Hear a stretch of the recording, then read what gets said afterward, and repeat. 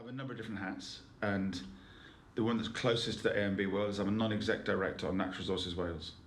So in that role, Howard and I have as board members there have a role of helping the Welsh Government deliver a pretty radical new set of environmental legislation called the Wellbeing Future Generations Act and the Environment Act, which gives us a platform for delivering an ambitious programme around integrated land use management and resource management.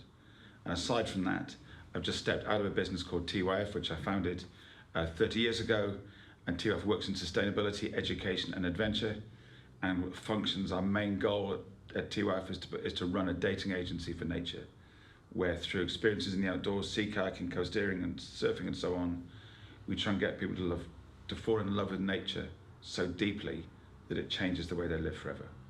So rather than just being consumers of nature, how do we get people to take a citizen mindset? So my talk this morning was around helping people relate the scale of challenge they've got to the response that they give. And what keeps you safe in the outdoors is being good at that. Your rope needs to be long enough to reach the bottom of the cliff, it needs to be strong enough. If you're leaping off cliffs coasteering, the water's got to be deep enough. And that's what keeps us and our customers safe, happy and smiling.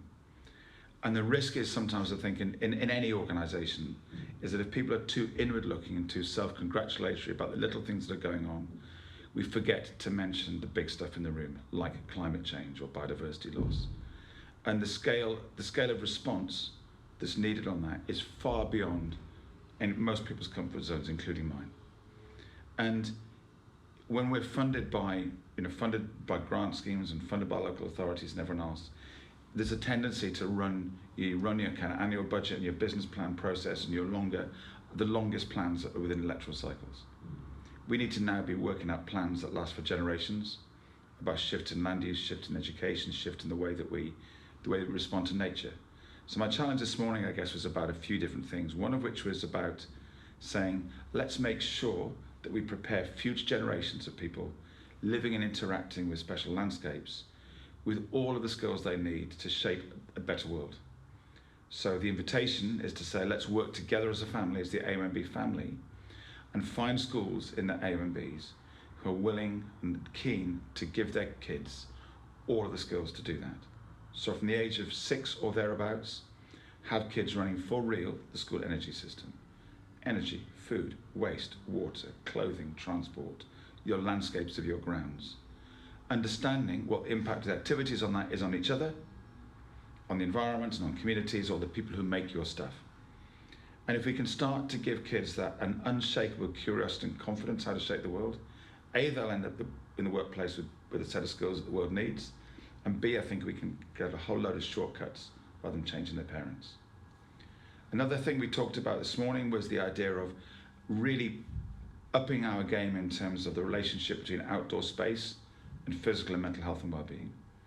There's billions of pounds of social cost right now of people not spending enough time active outdoors.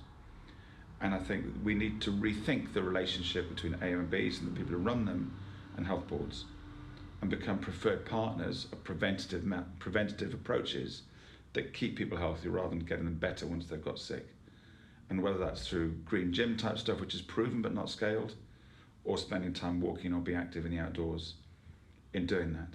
And I think the third theme, I think, for me was one around helping organisations talk to the less than usual suspects, people who are not like you, from the world of technology or drama or arts or music or finance, to bring new ideas into our quite limited ecosystem.